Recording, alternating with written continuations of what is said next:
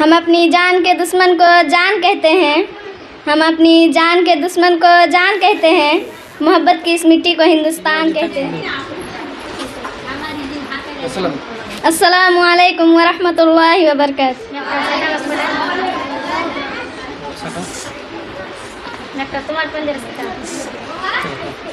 الحمد للہ وکفی والسلام علی عبادہ الذین اصطفی، اما بعد۔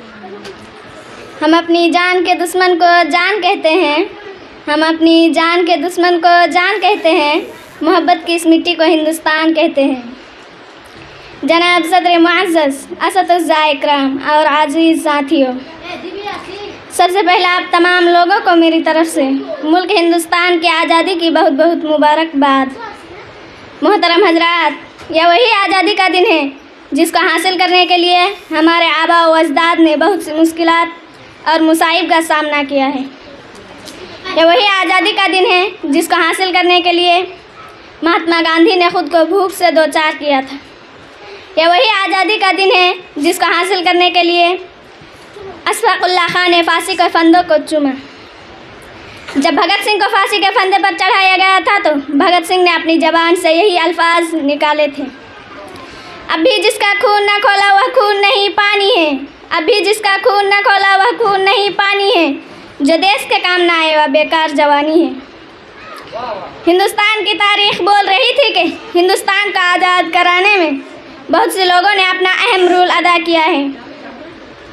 اور اگر ہم بہادر شاہ ظفر کی بات کریں، جب 1857 کی جنگ میں بہادر شاہ ظفر کو کالے کوٹھی کے پیچھے دھکیلا گیا تھا تو انگریزوں نے کہا تھا کہ دمدمے میں دم نہیں اب خیر مانگو جان کی، دمدمے میں دم نہیں اب خیر مانگو جان کی، اے ظفر ٹھنڈی ہوئی شمشیر ہندوستان کی۔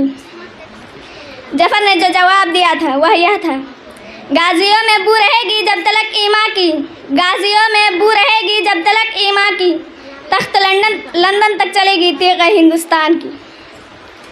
ہمارے ہندوستان کو آزاد کرانے میں صرف بزرگوں کا نہیں بلکہ بچوں سے لے کر جوان تک ہر ایک نے عظیم رول ادا کیا ہے۔ ہماری یہی خوش قسمتی ہے کہ ملک ہندوستان میں ہندو بھی پیدا ہوا، سکھ بھی پیدا ہوا، لیکن سب سے بدقسمتی یہ تھی کہ انسانیت پیدا نہیں ہوئی۔ اگر تمام مذہب کو بھول کر امن کا پرچار ہونے لگا تو ہمارا ملک سج جائے گا، سنور جائے گا اور اس کا ڈنکا دیسوں تک گونجے گا۔ ایک دوسرے کا ہم سبھی سمان کریں گے، ایک دوسرے کا ہم سبھی سمان کریں گے، جھگڑا نہ کبھی ہندو مسلمان کریں گے۔ نفرت جو سکھائے ہمیں آپس میں لڑا کر، نفرت جو سکھائے ہمیں آپس میں لڑا کر، ہم اس کے لیے جنگ کا اعلان کریں گے۔ جان سے بھی پیارا ہے ہمیں اپنا ترنگا، جان سے بھی پیارا ہے ہمیں اپنا ترنگا، ہم اس کے لیے جان بھی قربان کریں گے۔ جھگڑا نہ کبھی ہندو مسلمان کریں گے۔